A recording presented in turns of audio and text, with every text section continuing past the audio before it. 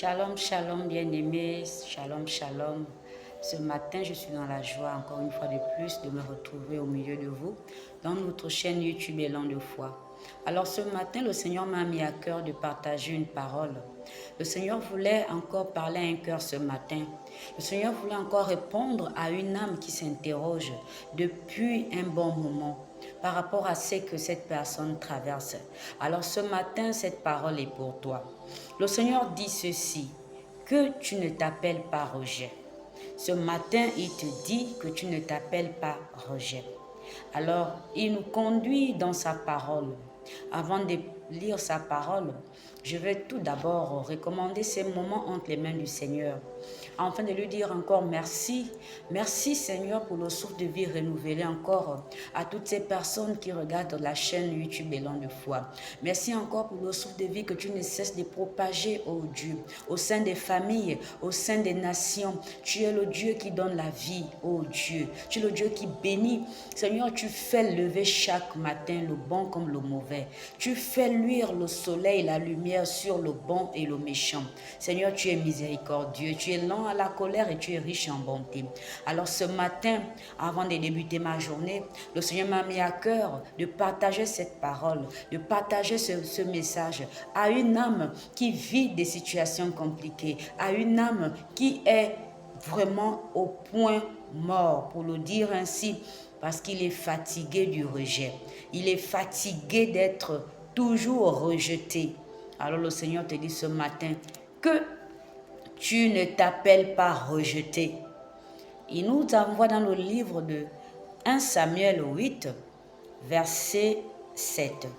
Le livre de 1 Samuel 8, verset 7. Alors, avant de lire le livre de 1 Samuel 8, verset 7, j'aimerais d'abord te parler un peu de l'histoire de Samuel. Qui est Samuel? Samuel est ce fils que Dieu a donné à Anne qui n'enfantait pas. Parce que Anne avait sa rivale Pénina qui enfantait, Anne n'enfantait pas. Mais le Seigneur, dans sa miséricorde, dans sa grâce, dans sa compassion, a fait grâce à Anne d'avoir Samuel. Et Anne avait dit à Dieu que si tu me donnes un fils, je te le donnerai, je te le confierai. Et c'est ce que Anne a fait. Anne a donné son fils Samuel à Dieu. Parce que Samuel a grandi à l'église auprès d'Élie. Élie, qui était le sacrificateur, qui était là pour conduire Samuel sur une voie qui agrée le Seigneur. Alors, Samuel a grandi. Et Dieu a commencé à parler à Samuel vraiment depuis son jeune âge. Dieu appelait déjà Samuel. Le Seigneur a dit ce matin que le Saint-Esprit en toi te parle et Dieu a l'habitude de te parler audiblement. Il te dit la voix que tu as l'habitude d'entendre n'est pas n'importe quelle voix, c'est sa voix, il te parle. Il entend tout ce que tu dis, il ressent ce que tu ressens. Il te dit, fortifie-toi et prends courage mon frère. Fortifie-toi et prends courage ma soeur parce que tu n'es pas seul. Le Seigneur est avec toi et il veut te faire comprendre que tu n'es pas rejeté, tu ne t'appelles pas rejeté. Alors, nous allons aller dans le livre de 1 Samuel 8, verset 7. Comme je vous le disais, que Samuel, c'est ce fils que Dieu avait donné à Anne. Et Samuel, c'est ce sacrificateur. Vraiment, c'est cet homme-là que Dieu avait mandaté pour pouvoir conduire également le peuple Israël vers la lumière. Alors, lisons la parole de Dieu. Nous allons lire la parole dans le livre de 1 Samuel. J'ai ma Bible ce matin. Je l'ai apportée avec moi pour pouvoir partager ce message. Au verset 7, la parole de Dieu nous dit ceci. L'Éternel dit à Samuel, écoute la voix du peuple dans tout ce qu'il te dira, car ce n'est pas toi qu'il rejette, c'est moi qu'il rejette, afin que je ne règne plus sur eux. Donc, je réitère. Le Seigneur a parlé à Samuel. Et il a dit à Samuel ceci. Que écoute la voix du peuple dans tout ce qu'il te dira. Dieu te dit ce matin, écoute la voix de toutes les personnes qui ont l'habitude de te parler. Quand tu leur partages un message de la part de Dieu, quand tu leur montres la voie à suivre, quand tu les orientes, quand ils te rejettent, quand ils murmurent sur toi, quand ils disent des choses vraiment qui te blessent, il ne s'agit pas de toi, mais c'est de Dieu qui sont en train de se moquer, c'est de Dieu qui sont en train de blasphémer, c'est à Dieu qui sont en train de rejeter l'opprobre et non sur toi. Alors le Seigneur a parlé à Samuel qui n'est pas rejeté. Dieu te dit ce matin que tu ne t'appelles pas rejeté. Longtemps tu as été rejeté. Lorsque tu essayes de mettre sur pied, on va dire des activités, tu vois cela s'effondre comme un château de sable. Et même lorsque tu as des revenus en tant que quelqu'un qui exerce dans une entreprise, quel que soit ton pôle de l'emploi, chaque fois quand tu essayes de mettre sur pied une activité ou encore pour fructifier tes revenus, tu as l'impression que tout cela n'aboutit à rien parce que c'est comme un château de sable. Et tu te demandes, mais est-ce que je suis venu sur la terre pour toujours recommencer à zéro?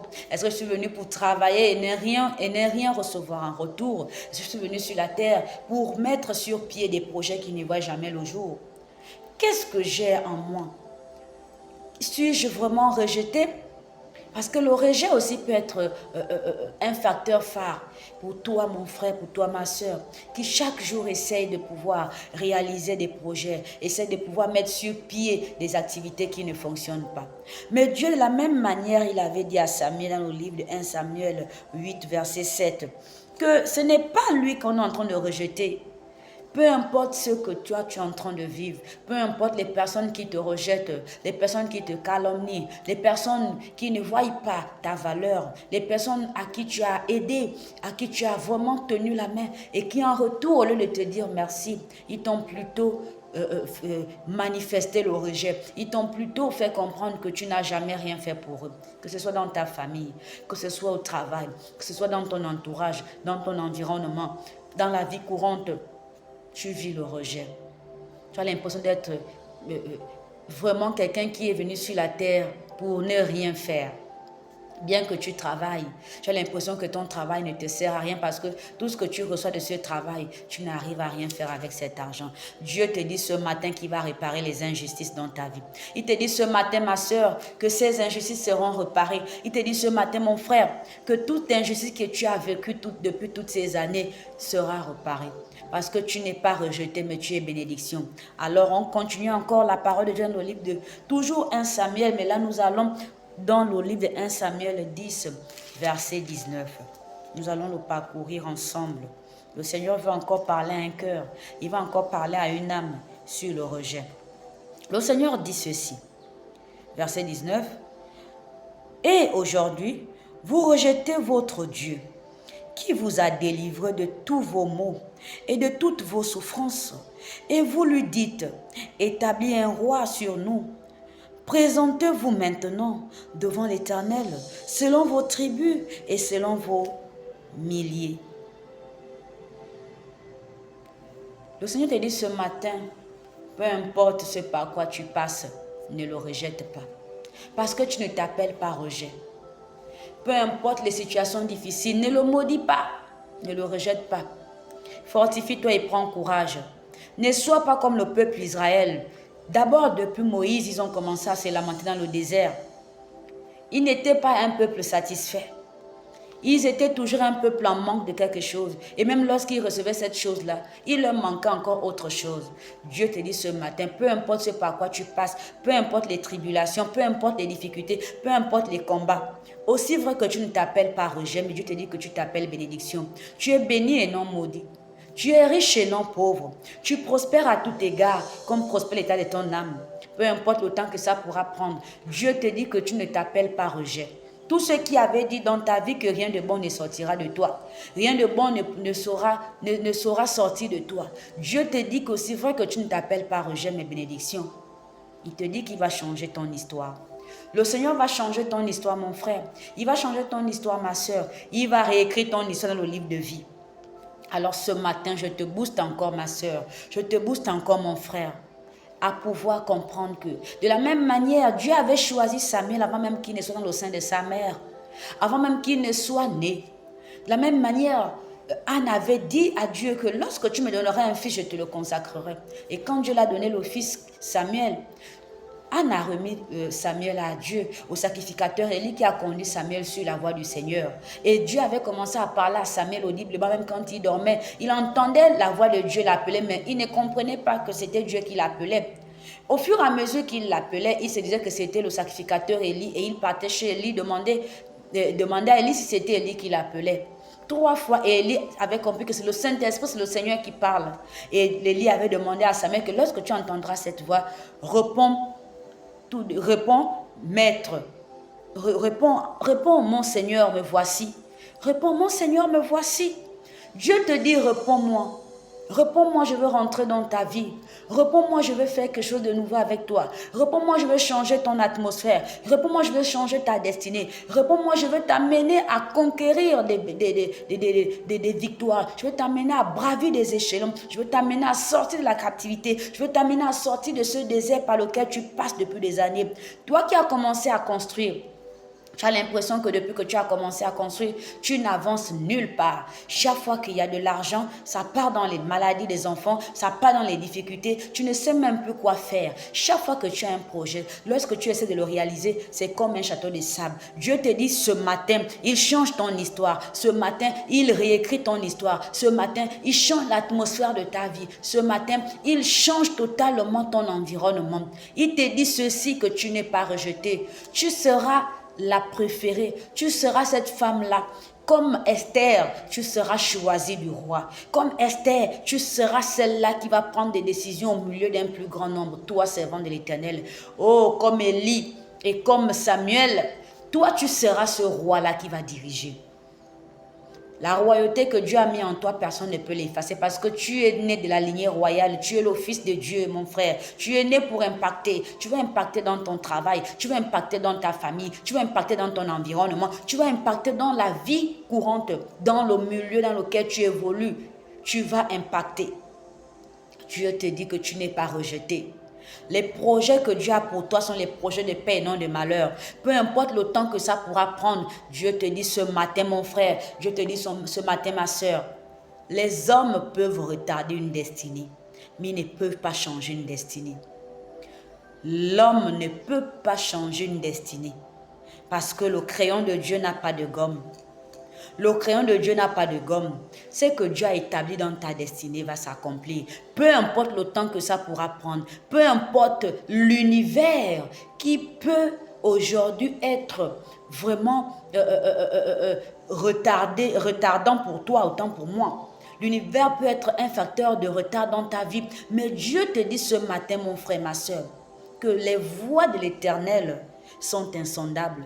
Ce que sa bouche dit, sa main l'accomplit.